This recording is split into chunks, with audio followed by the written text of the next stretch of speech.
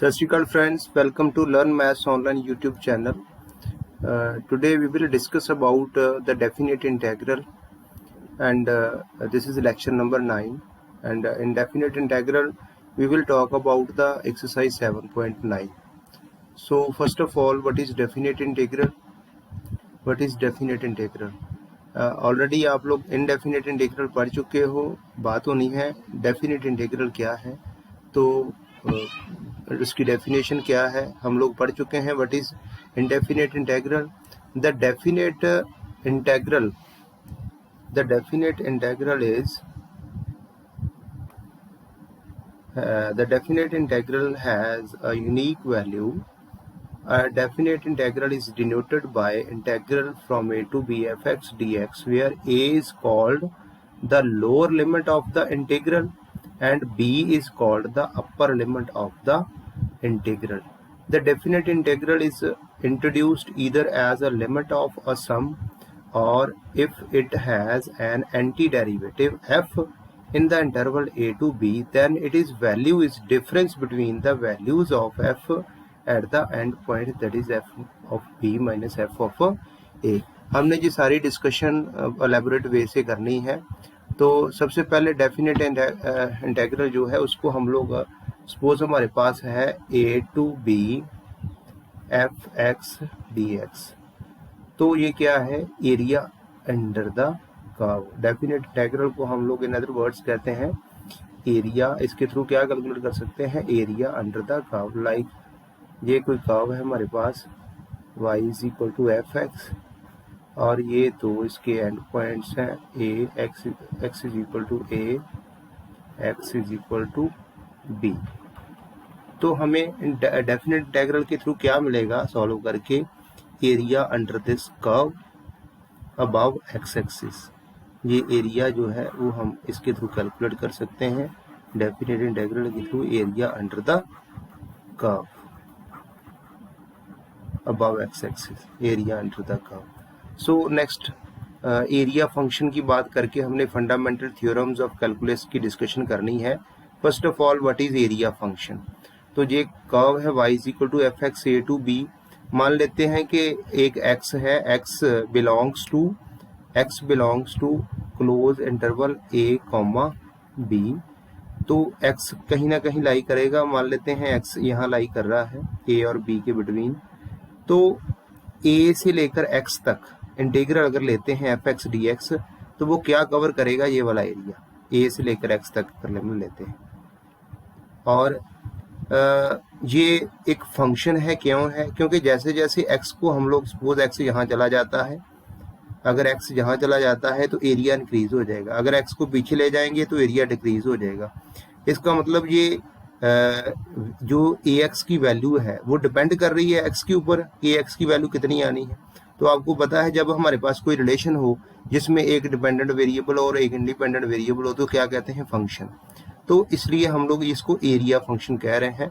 तो ये क्या है area function? A x integral from a to x f x d x. इसको ऐसे भी लिखा जा सकता है a of x is equal to a to x f of t d t भी लिखा जा सकता है, जो फर्दर एफ ऑफ एक्स ही आएगा.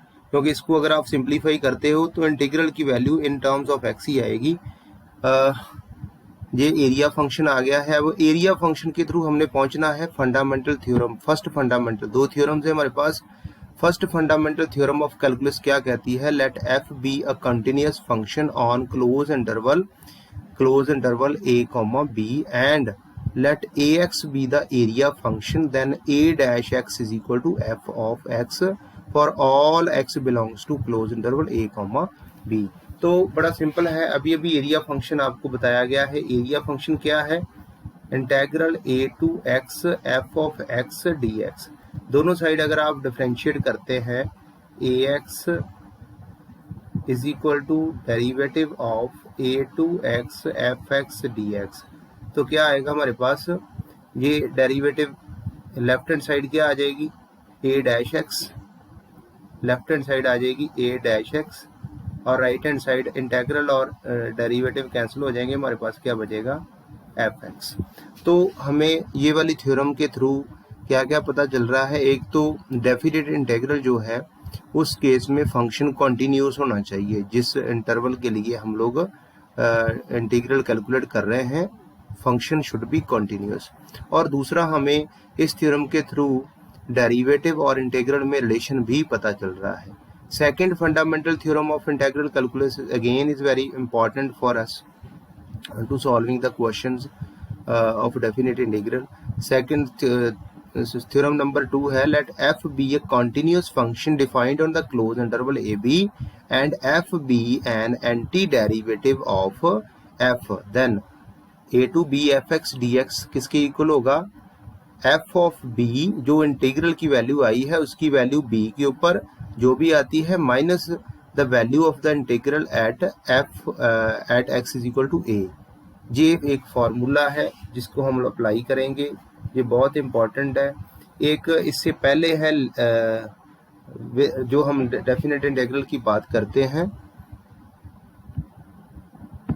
As a limit of a sum, तो वो 2020-21 सेशन के लिए सिलेबस से उसको डिलीट कर दिया है उस टॉपिक को, इसलिए हम लोग डायरेक्ट डेफिनेट इंटीग्रल में एक्सरसाइज 7.9 की बात कर रहे हैं। तो ये सेकंड थ्योरम थी, fundamental theorem of calculus, integral calculus. Next discuss करते हैं इन ये जो थ्योरम्स हमें दो पढ़ी हैं उससे रिलेटेड कुछ रिजल्ट्स हैं। जैसे थ्योरम नंबर 2 क्या कह रही है कि अगर a to b fx dx integral को सॉल्व करना है तो एंटी डेरिवेटिव या कह लो इंटीग्रल ऑफ f की value at x is equal to b minus value of the same antiderivative at the lower limit x is equal to c. This theorem is very useful because it gives us the method of calculating the definite integral more easily without calculating the limit of a sum. The crucial operation is evaluating the definite integral is that of finding a function whose derivative is equal to the integrand. This strengthens the relationship between the differentiation and integration. मैं already बता चुका हूँ। इसमें क्या है, integral a to b fx f needs to be well defined and continuous, ये भी discuss हो चुका है। फर्दर उसने हमें बताया है एक एग्जांपल दी है -2 to 3x x square -1 power 1/2।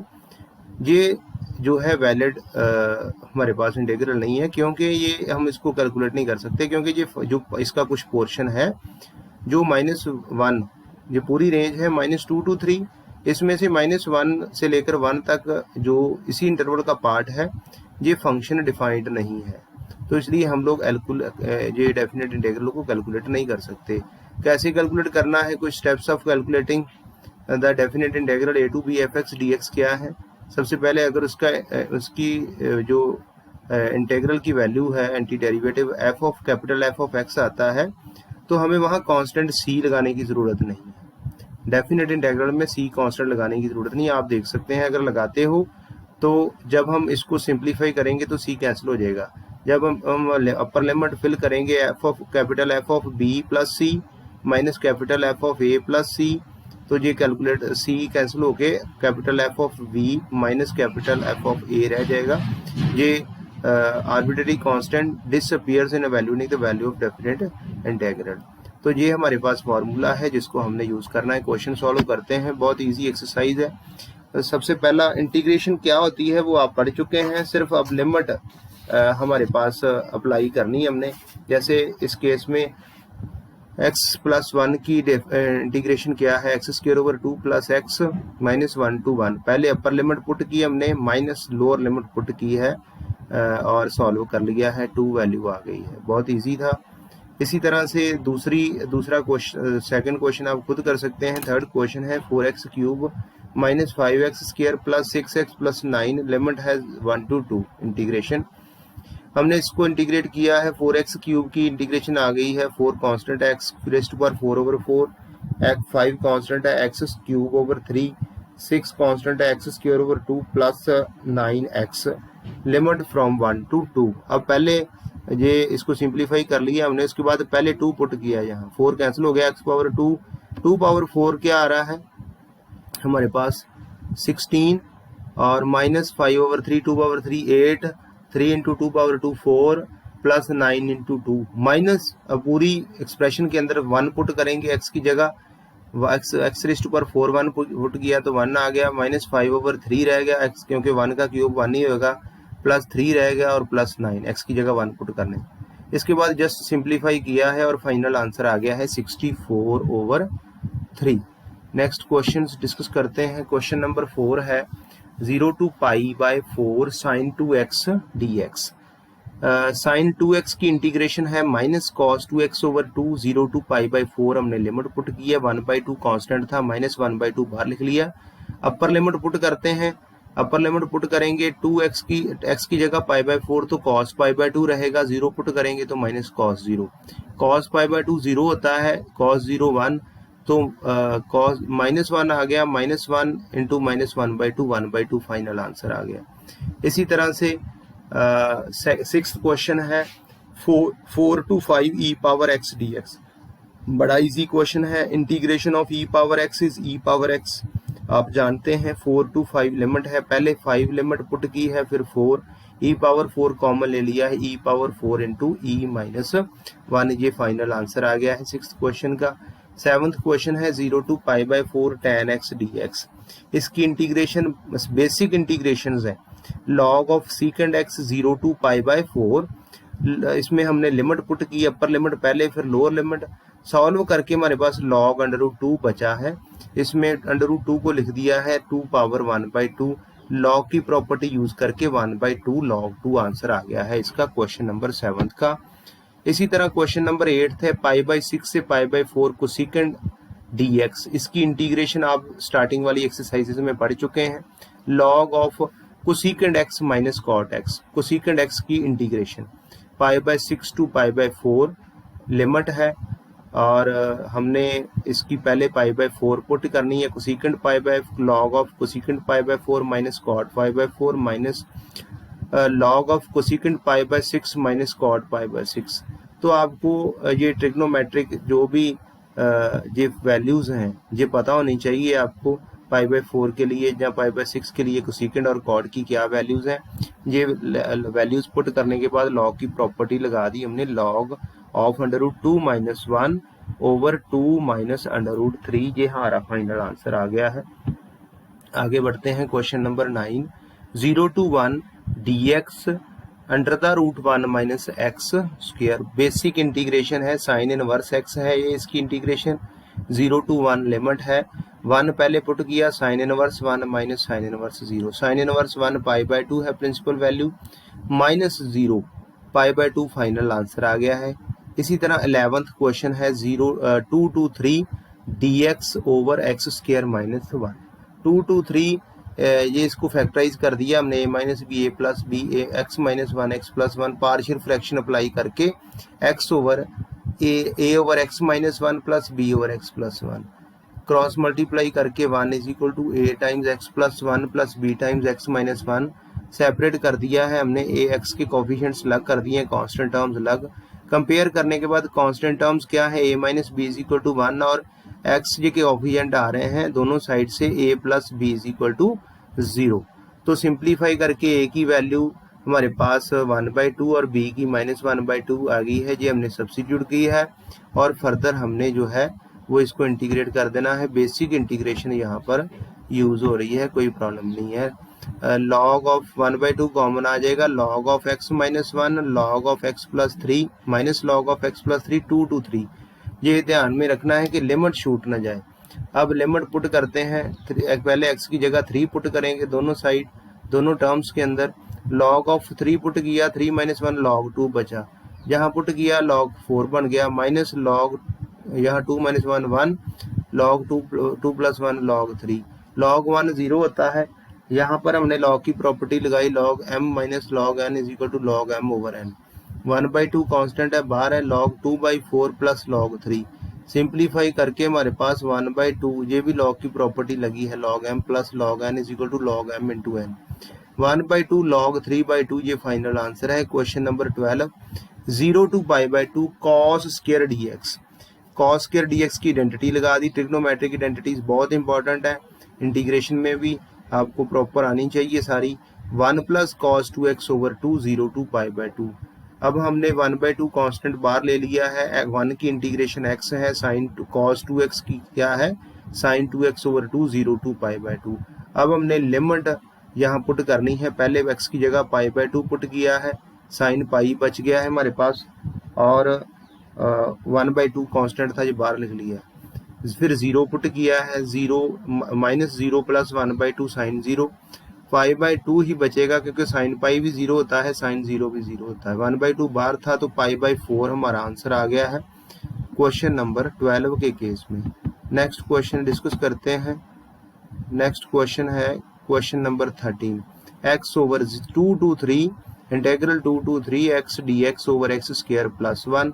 1/2 के साथ मल्टीप्लाई डिवाइड कर लिया है ताकि नीचे जो टर्म दी है x² + 1 उसका डेरिवेटिव ऊपर बन गया है। तो आप जानते हैं से बेसिक इंटीग्रेशन आपने की है, 1/2 कांस्टेंट है तो log ऑफ x² + 1 आ गई है। लिमिट है 2 to 3, पहले 3 पुट किया है, लिमिट 3 3 9 + 1 10 माइनस फिर 2 पुट किया है, 2 2 4 + 1 5।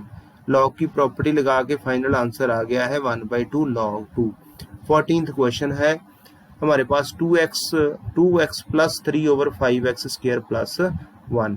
तो ऊपर हमने सेपरेट कर दिया है टर्म्स को, दो टर्म्स थी न्यूमरेटर में, 2x/5x² + 1 0 to 1 limit plus 3 common लेके 0 to 1 dx/5x² + 1। यहाँ हमने 5 के साथ मल्टीप्लाई डिवाइड कर लिया है क्योंकि नीचे 5x² था, उसकी डेरिवेटिव बनता है 10x, तो हमने 10x बना लिया है। दूसरी टर्म में हमने 5 कॉमन ले लिया और ये लॉग की फॉर्म में इंटीग्रेशन इसकी आ गई है, इसकी tan की फॉर्म में इंटीग्रेशन आ गई है। लिमिट हमने ध्यान से सब्स्टिट्यूट करनी है। लिमिट सब्स्टिट्यूट करने के बाद हमने सिंप्लीफाई किया है, 1/5 log 6 - log 1 + 3/√5 tan inverse √5 - tan inverse 0। Final answer है 1/5 log 6 + 3/√5 tan inverse √5।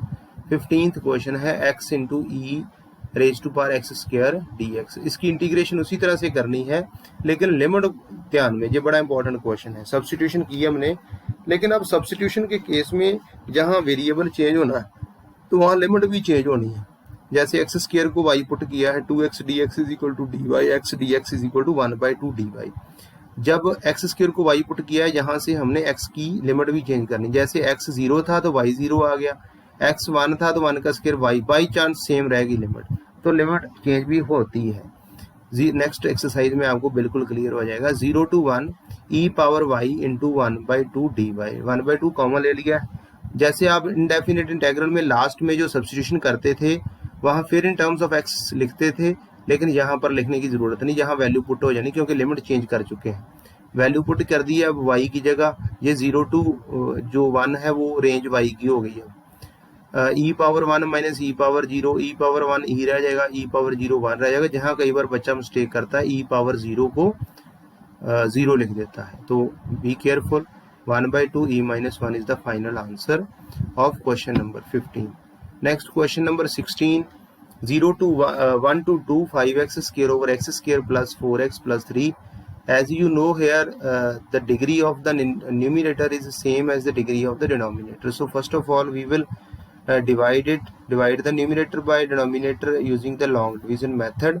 So after the division क्या बचा हमारे पास, 5x² / x² + 4x + 3 = coefficient plus remainder over divisor, और नेगेटिव -5 कॉमन लेके हमारे पास जो टर्म्स बची हैं उसके ऊपर हमने 4x + 3/x² + 4x + 3 हमने इसको फैक्टराइज कर दिया। डिनोमिनेटर को पार्शियल फ्रैक्शन अप्लाई कर रहे हैं, x/x + 3 + b/x + 1। क्रॉस मल्टीप्लाई करके सारी x को कॉमन ले लिया हमने, यहाँ से कांस्टेंट टर्म और x के कोफिशिएंट को इक्वेट कर रहे हैं। a + b = 4, a + 3b = 3। Value आ गई हमारे पास b की -2 आ गई है, इसी तरह b की वैल्यू यूज करके a की आ गई, a की 9/2 आ गई। हमने इसको सिंप्लीफाई कर दिया है, जहाँ जहाँ पार्शियल फ्रैक्शन में वैल्यू पुट कर दी a और b की, और जो हमारे पास एक्सप्रेशन थी 5x² / x² + 4x + 3 उसमें वैल्यू पुट कर दी है। 5 थ्रू आउट कॉमन ले लिया क्योंकि ये एक्सप्रेशन थी हमारे पास, इसमें पुट कर दी वैल्यू, 5 थ्रू आउट कॉमन लेके बाकी जो भी पार्शियल फ्रैक्शन की वैल्यू आई है हमारे पास 1 - 9/2x + 3 - 1/2x + 1 dx। अब यहाँ dx की ज़रूरत नहीं थी क्योंकि यहाँ सिंप्लीफाई कर रहे हैं हम लोग, जहाँ इंटेग्रल का साइन नहीं है। नेक्स्ट स्टेप में इंटेग्रल का साइन है 1 to 2, लिमिट है 5 कॉमन ले लिया है, पहली टर्म के में 1 कॉमन ले लिया, dx ही बचेगा 1 dx 1 to 2। दूसरी टर्म में 9 5 45 over 2 1 to 2 dx over x plus 3। तीसरी टर्म में -5 minus plus 5/2 1 to 2 dx over x plus 1। यहाँ x की dx जो है उसकी इंटीग्रेशन x आ जाएगी 1 to 2 -45 over 2 log of x plus 3 1 over x plus 1 की log of x plus 1। अब लिमिट सब्स्टिट्यूट कर दी हैं, लिमिट सब्स्टिट्यूट करके लॉग की प्रॉपर्टी लगा के फाइनल आंसर हमारे पास आ गया है 5 -45 over 2 log 5/4 प्लस 5/2 log 3/2। ये फाइनल आंसर आ गया है 17। ये आप नोट कर रहे हैं, जितने भी क्वेश्चन हम लोग कर रहे हैं किसी में भी कांस्टेंट ऑफ इंटीग्रेशन अप्लाई नहीं लगा रहे, जरूरत नहीं है डेफिनेट इंटीग्रल में। 0 to π/4 2 secant square x plus x cube plus 2 dx। the integration of secant square x is tan x and x cube, integral of x cube is x raised to power 4 over 4 plus 2x 0 to π/4। just after substituting the limits we get the final answer 2 plus pi raised to power 4 over 1024 plus pi/2। next question number 18, 0 to pi sin square x by 2 minus cos square x by 2 dx। very simple question, just we will take common -1, so next term is cos square x by 2 minus sin square x by 2 dx, and it is the value of cos x। so integration of cos x is sin x। 0 to pi माइनस common लिया हुआ already, value put कर दी sin pi minus sin 0, sin pi and sin 0 both are equal to 0, so final answer is 0। Next question number 19, 0 to 2 integral 0 to 2 6x plus 1 over 6x plus 3 over x square plus 4। So separate कर दिया हमने, 6x अलग कर दिया है, 6x over x square plus 4 3 over x square plus 4 0 to 2। Integral की limit है दोनों केसेस में। यहाँ से 3 कॉमन ले लिया, 2x बचा है क्योंकि नीचे जो हमारे पास टर्म है x स्क्वायर प्लस 4 उसकी डेरिवेटिव उसका 2x आना चाहिए, आता है, इसलिए हमने यहाँ ऊपर 2x बना लिया। यहाँ 3 कॉमन ले लिया है, नीचे यहाँ लिमिट मैंने स्किप कर दी है, यहाँ लिमिट लिखनी है 0 to 2 dx over x square plus 2। इसकी integration log of x square plus 4 0 to 2, इसकी इंटीग्रेशन tan की फॉर्म में आएगी 1 over a tan inverse x over a 0 to 2। Just limit substitute की है और हमने सिंप्लीफाई कर लिया है, हमारे पास 3 log 2 plus 3 pi over 8 final answer आ गया है। ये क्वेश्चन नंबर 19 था। इसी तरह लास्ट क्वेश्चन नंबर 22, बाकी आप खुद करोगे, बड़े सिंपल हैं। 0 to 2 over 3 dx 4 plus 9x square. यहाँ से हमने 9 कॉमन ले लिया है, 9 कॉमन लेके हमारे पास बन गया 4 over 9 plus x square. 0 to 2/3 dx over 4 over 9 plus x square. 0 to 2/3 1/9 common है, dx over x square plus 2/3 whole square. यहाँ ये tan की आइडेंटिटी बन गई है 1 over a, फार्मूला लगाया हमने, 1 over 9 बार था, 1 over 9 a tan inverse x over a 0 to 2/3। इसी तरह ये सिंप्लीफाई करके हमारे पास आ गया है 3 3 9 1 over 6 tan inverse 3x over 2 0 to 2/3 1 over 6 बार है ऑलरेडी, सिंप्लीफाई करके यहाँ जब 2/3 पुट करेंगे तो tan इनवर्स 1 बचेगा, 0 पुट करेंगे तो tan इनवर्स 0, tan इनवर्स 1 क्या होता है π/4, तो 5/24। तो ऑप्शन सी जो है that is the final answer of question number 22nd. So in the next lecture we will discuss about next exercise, that is 7.10। जो प्रीवियस वीडियोस है वो देखने के लिए आप डिस्क्रिप्शन में आपको लिंक मिल जाएगा, प्रीवियस जितने भी लेक्चर्स हैं वो आप वहाँ से देख सकते हैं। So again thank you very much.